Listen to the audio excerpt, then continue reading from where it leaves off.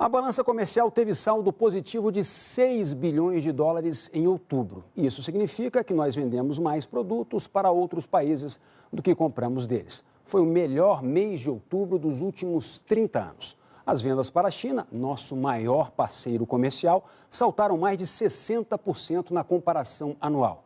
Mas os negócios com o país asiático vêm recebendo críticas por parte do novo governo.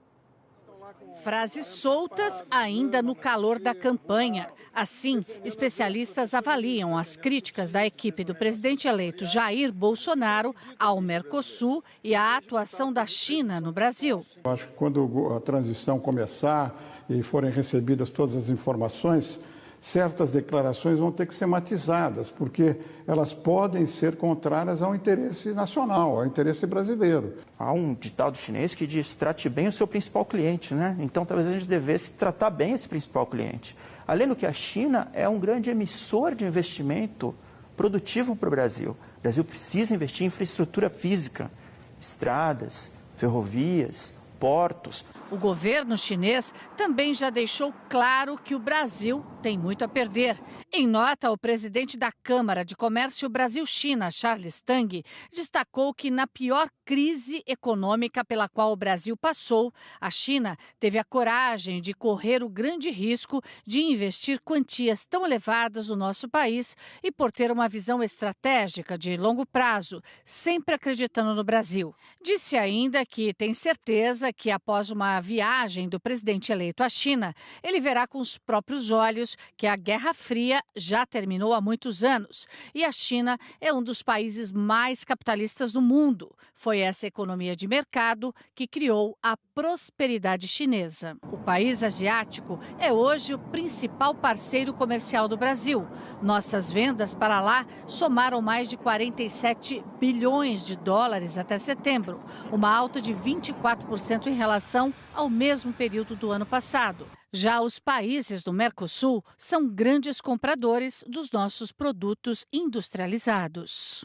É indiscutível a importância destes mercados para a nossa economia, afirmam os especialistas. Mas também é preciso equilibrar interesses e necessidades com o objetivo de ampliar o comércio exterior. O Brasil ainda é considerado um país muito fechado. Nós estamos numa nova linha política. Essa nova linha política tem uma visão liberal, de abertura da economia, de abertura de negociações comerciais, de ampliação da participação do Brasil no mundo, nas cadeias produtivas, o que eu acho positivo. Eu acho que o comércio exterior vai ser uma variável muito importante dentro da política econômica para gerar emprego e para gerar crescimento da economia.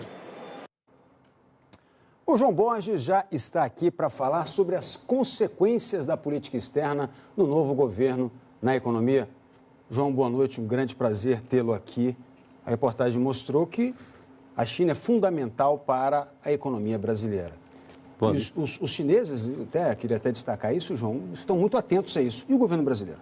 Boa noite, Júlio. Boa noite a todos. Olha, realmente o governo chinês está incomodado e esse incômodo, esse desconforto em relação às expectativas em relação ao novo governo, eles vêm do quê? De declarações ao longo da campanha do candidato e agora candidato eleito Jair Bolsonaro. Ele chegou a dizer que a China tem um investimento predatório no Brasil, que a China está comprando o subsolo brasileiro, se referindo aos investimentos em mineração que empresas chinesas têm no Brasil, e que a privatização de empresas do setor elétrico aqui, na verdade, não seria nem uma privatização, porque seria uma estatização para as empresas estatais chinesas que estão comprando ativos na área de energia elétrica aqui no Brasil. Agora, Júlio, tudo isso que o candidato eleito está se referindo é uma frente das relações do Brasil-China. A reportagem mostrou muito bem a questão da relação comercial, onde o Brasil só tem a ganhar com isso. A China se transformou nos últimos anos no principal destino das exportações brasileiras, não tem como substituir a China nisso, então também não temos muito o que reclamar. As queixas do candidato e agora presidente eleito se referem à área de investimento, que também é um dado importante. O Brasil precisa de investimentos, não tem poupança doméstica para garantir esses investimentos e depende do investimento externo. E aqui, Júlio, eu preparei alguns dados do Ministério do Planejamento para a gente ter uma noção de qual a importância da China nos investimentos aqui no Brasil. Veja aqui o seguinte, nós temos um total de projetos de 124 bilhões e 500 milhões nesse período de 2003 até agosto deste ano. Isso aqui é o total de projetos. Se a gente dividir em projetos já confirmados e projetos que estão anunciados, mas estão em andamento, a gente pode ver aqui o seguinte. Temos aqui os projetos anunciados, equivalem a mais de 54 bilhões, e os projetos confirmados, ou seja, aqueles que seguramente serão realizados, mais de 70 bilhões. Número de projetos, aqui você tem, olha a importância disso, 104 projetos anunciados, 165 projetos já confirmados. Júlio, só na área de petróleo, gás e energia elétrica, os investimentos já realizados pela China aqui no Brasil correspondem a mais ou menos 60 bilhões de reais. A pergunta que fica é o seguinte, o Brasil tem como abrir mão de tanto dinheiro sendo investido aqui? Não terá como.